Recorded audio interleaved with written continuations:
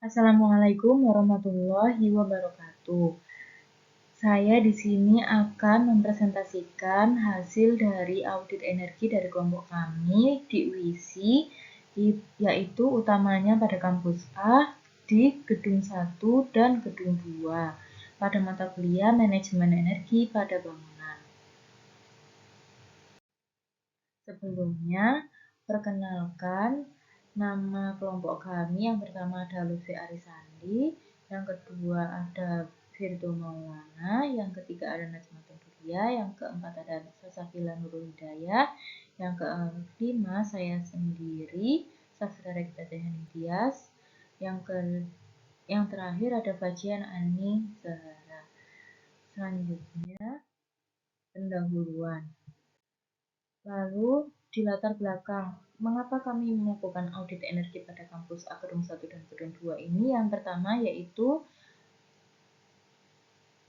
di sini kami dapat mengetahui penggunaan energi dalam sebuah gedung atau bangunan dengan audit energi.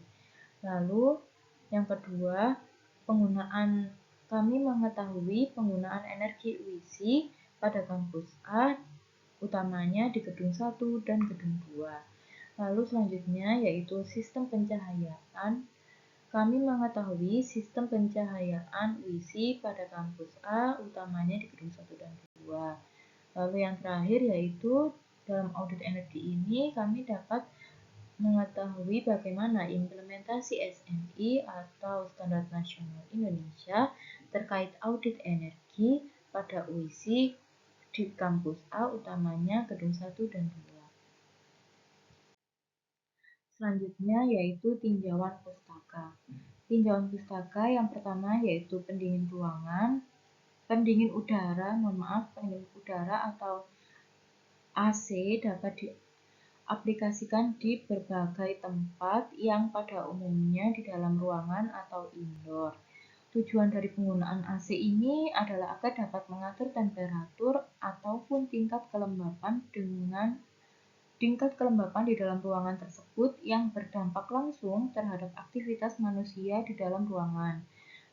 Karena manusia sendiri memiliki standar kenyamanan temperatur tubuh. Lalu, sistem pengkondisian udara dalam ruangan tersebut perlu diperhatikan demi menghasilkan tingkat kenyamanan dan produktivitas kerja manusia. Yang selanjutnya adalah lampu. Lampu adalah suatu alat penerangan yang terdapat di semua bangunan sehingga menjadi alternatif penerangan pada malam hari. Karena pada siang hari diharapkan dapat memanfaatkan cahaya matahari sebagai sumber pencahayaan dengan tujuan agar dapat mengefisiensikan penggunaan energinya. Lalu yang selanjutnya adalah kenyamanan manusia. Kenyamanan manusia sendiri adalah keadaan di mana kebutuhan dasar yang diperlukan telah terpenuhi sehingga menimbulkan rasa nyaman yang dapat dirasakan dari lingkungan sekitarnya. Dalam penelitian ini, dilakukan identifikasi kenyamanan manusia berdasarkan dari pencahayaan dan temperatur udaranya, sesuai dengan metode audit energi yang digunakan. Lalu yang selanjutnya yaitu pencahayaan. Pencahayaan sendiri di sini ada dua, yaitu daylighting yang pertama, lalu yang kedua yaitu artificial lighting. Pencahayaan sendiri adalah energi yang berbentuk gelombang elektromagnetik yang kasat mata dengan panjang gelombang sekitar 380 sampai 750 nanometer menurut Laksmianti 2016, sehingga cahaya tidak memerlukan media untuk merambat. Kecepatan cahaya yaitu sebesar 3 kali 108 meter per sekon yang dapat dipancarkan dengan dua jenis benda, yaitu benda tembus cahaya dan benda gelap atau benda yang tidak dapat memancarkan cahaya. Di pencahayaan ini ya, ada dua, yaitu daylighting dan artificial lighting. Daylighting sendiri adalah cahaya alami yang berasal dari sinar matahari. Lalu, keuntungan cahaya alami ini dapat mengurangi konsumsi energi karena tidak perlu menggunakan lampu sebagai sumber cahayanya. Cahaya alami ini didapat dari sinar matahari yang dapat diperoleh dari pagi hingga sore hari, yaitu pada pukul 8 sampai pukul 4 sore, yang memancarkan cahaya ke bumi dengan iluminasi yang sangat besar, yaitu lebih dari 100.000 lux pada kondisi langit cerah dan 10.000 lux pada saat langit berawan, menurut Irianto tahun 2006. Lalu yang kedua ada artificial lighting atau cahaya buatan, yaitu biasanya berasal dari konversi dari sumber energi lain. Contohnya cahaya yang dihasilkan contohnya cahaya yang dihasilkan oleh senter yang berasal dari konversi batu baterai menjadi cahaya lilin. Cahaya yang dihasilkan dari senter yang berasal dari konversi batu baterai menjadi cahaya. Lalu ada juga cahaya lilin, lalu cahaya lampu, dan masih banyak cahaya yang lainnya. Lalu selanjutnya yaitu metodologi penelitian. Di sini ada yang pertama yaitu metode penelitian secara umum, yaitu terdapat konsumsi energi UISI kampus A khususnya pada gedung 1 dan gedung 2. Lalu selanjutnya kerangka yaitu berupa flowchart penelitian. Yang selanjutnya yaitu tahapan yang berupa yang pertama tinjauan pustaka, yang kedua ada pengumpulan data yang berupa data primer dan data sekunder. Lalu untuk alatnya yaitu yang pertama adalah luxmeter, yang kedua adalah laser meter, dan yang ketiga ada meteran. Yang pertama di flowchart penelitian ini, pada metode penelitian yang pertama yaitu mulai identifikasi masalah, lalu studi literatur, lalu pengumpulan data yang terdapat dua data yaitu data primer dan data sekunder. Data primer ini meliputi luas dan volume ruangan, pencahayaan alami dan buatan, luas jendela untuk sinar matahari. Lalu untuk data sekundernya meliputi tagihan listrik, standar SNI, nilai koefisien material bangunan. Lalu yang selanjutnya itu ada analisa data yang meliputi standar pencahayaan, intensitas konsumsi energi, yang selanjutnya itu pola konsumsi energi, laju perpindahan panas, beban pendingin, dan selanjutnya adalah skenario penghematan energi. Lalu ke flowchart selanjutnya yaitu anak panahnya menuju ke apakah layak diaplikasikan atau tidak, dan selesai. Di sini untuk metodologi penelitian, untuk kerangka penelitiannya yang pertama yaitu terbagi menjadi dua. Yang pertama pengumpulan data primer dan pengumpulan data sekunder. Pengumpulan data primer yaitu meliputi yang pertama mengukur dimensi ruangan dan luas bangunan, yang kedua yaitu mengukur pencahayaan menggunakan luxmeter, yang ketiga mengukur dimensi jendela kaca, yang keempat sampling meteran selama 1 minggu, yang kelima yaitu data peralatan elektronik. Yang kedua kerangka penelitiannya yaitu mengumpulkan data sekunder yang meliputi data standar pencahayaan SNI, tagihan listrik, dan koefisien material bangunan. Lalu dari pengumpulan data primer ini, dari data mengukur dimensi ruangan, luas bangunan, dan mengukur pencahayaan menggunakan luxmeter, dan mengukur dimensi jendela kaca, lalu samplingnya ini dapat dialirkan ke standar pencahayaan dan IKE atau intensitas konsumsi energi, lalu sehingga didapatkan hasil audit energinya. Untuk mengukur dimensi ruangan dan luas bangunan dan koefisien material bangunan dapat selanjutnya menuju ke laju perpindahan panas sehingga akan didapatkan hasil audit energinya. Untuk koefisien material bangunan bisa untuk data peralatan elektronik dan koefisien material bangunan dapat ke beban pendingin sehingga akan didapatkan hasil audit energinya. Dan selanjutnya yaitu di sini ada konsumsi listrik berdasarkan meteran. Di sini terdapat dua, yaitu yang pertama tabel pemakaian listriknya selama 1 minggu, lalu ada yang kedua yaitu grafik pola konsumsi listrik mingguan. Nah, untuk tabelnya yaitu ada hari dan pemakaian. Yang pertama yaitu hari Senin dengan pemakaian sebesar 12,94, hari Selasa yaitu pemakaian sebesar 11,99, hari Rabu pemakaian sebesar 12,71, hari Kamis pemakaian sebesar 9,87, hari Jumat pemakaian sebesar 11,12, hari Sabtu pemakaian sebesar 3,95, dan hari Minggu sebesar 3,95 dengan total selama 1 minggu yaitu pemakaiannya sebesar 66,55. Dan pemakaian yang paling besar yaitu terjadi pada hari Senin dengan pemakaian sebesar 12,94. Berikut adalah grafik pola konsumsi listrik mingguan. Yang selanjutnya yaitu dimensi bangunan. Di sini yang pertama yaitu pada gedung 1 lantai 1 dengan ruangan dosen akuntansi dan DKV dengan panjang 6,9, lebar 6,097, tinggi 3,45, luas 42,100 dan volumenya sebesar 244. Lalu ruang dosen manajemen dengan panjang, lebar, dan tinggi serta luas dan volume sesuai pada PPT. Lalu ada ruang dosen IF atau sistem informasi, lalu ruang rapat, ruang tamu, ruang warek, wakil rektor dan ruang sekretariat, ruang rektor, lalu toilet, lorong dan lobi, lalu teras.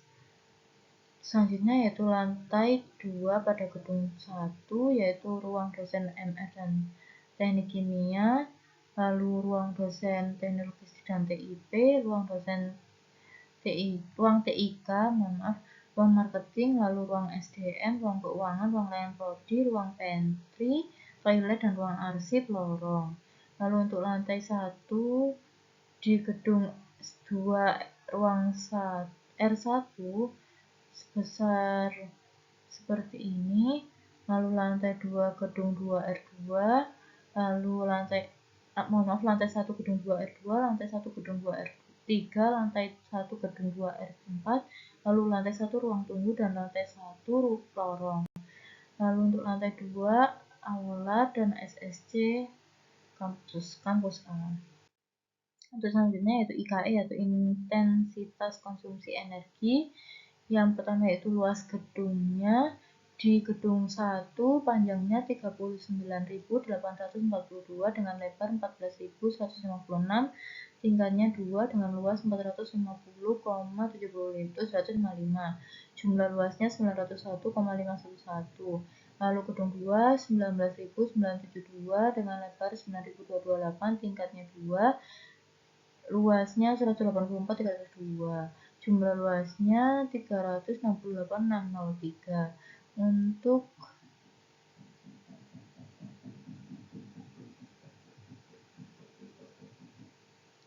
lalu untuk SSC yaitu panjangnya 15,917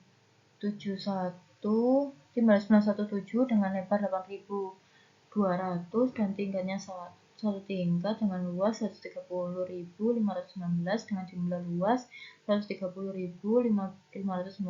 Lalu untuk teras gedung 1 panjangnya 6.108, lebarnya 3.681 dengan 2 tingkat, luasnya 22.767 dan jumlah luasnya 45.534. Lalu luas bangunan seluruhnya yaitu 1.446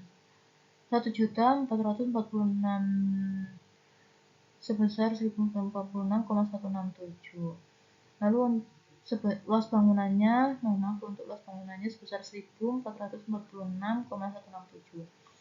Lalu bulan Juni Untuk IKE-nya pada tahun 2022 invoice-nya sebesar 3.352.052.052 dengan persentase 0,178, pemakaiannya 5.705.256 dengan luas sekian, dengan IKE-nya 3.945,087946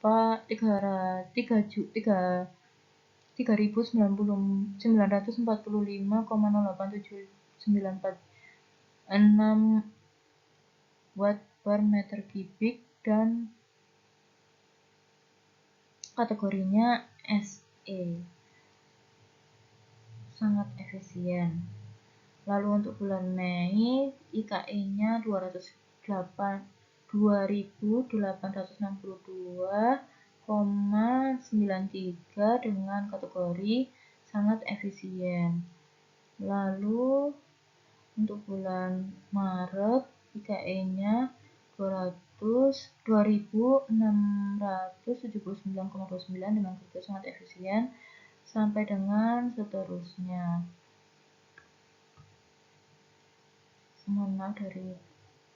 Lalu selanjutnya yaitu artificialnya, yaitu pada ruang artificial lighting pada ruang rektor sebanyak 306, 32 dan 37.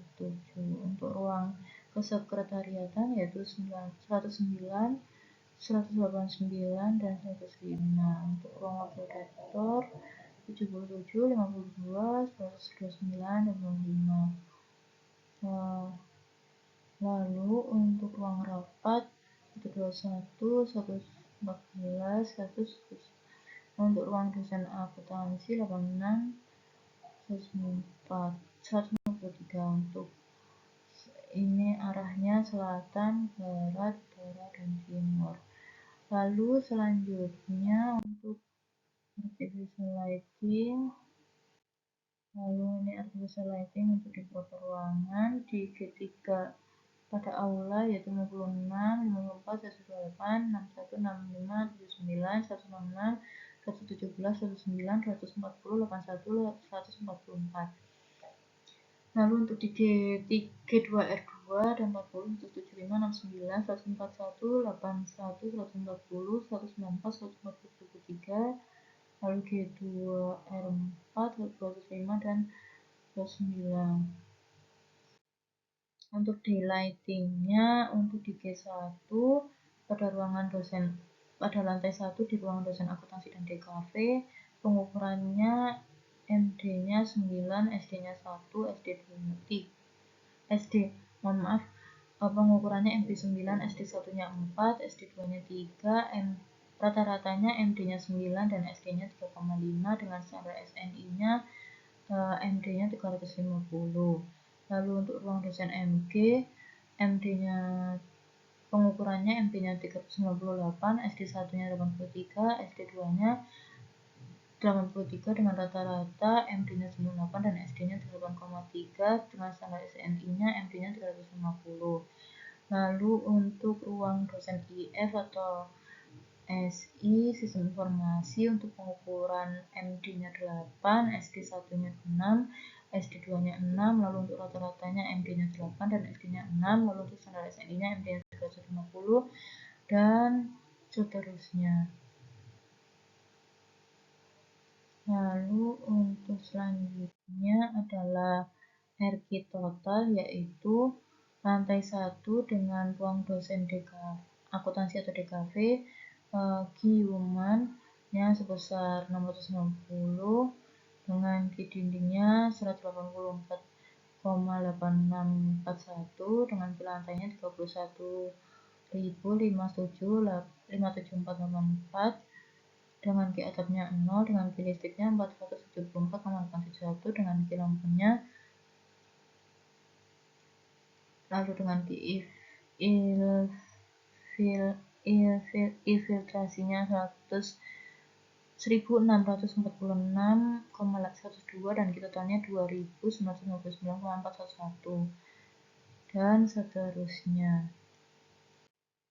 Lalu untuk G2 pada lantai 1, G2 pada lantai 1 yaitu untuk G totalnya ruangannya G2R1 603,75, 143,447 dan 22,5757 0. Lalu untuk G2R2 1293,75 dengan 103,874, lalu 23,12868 dan lantai 2 dan seterusnya. Lalu lantai 2 yaitu aula dengan 5.175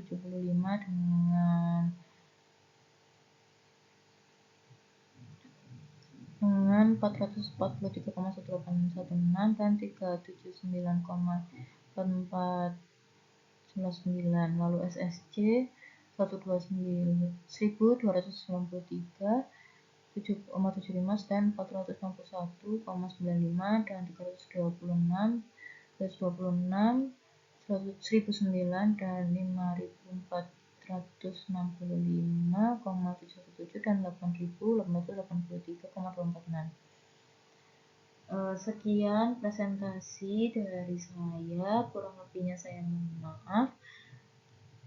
Wassalamualaikum warahmatullahi wabarakatuh. Terima kasih.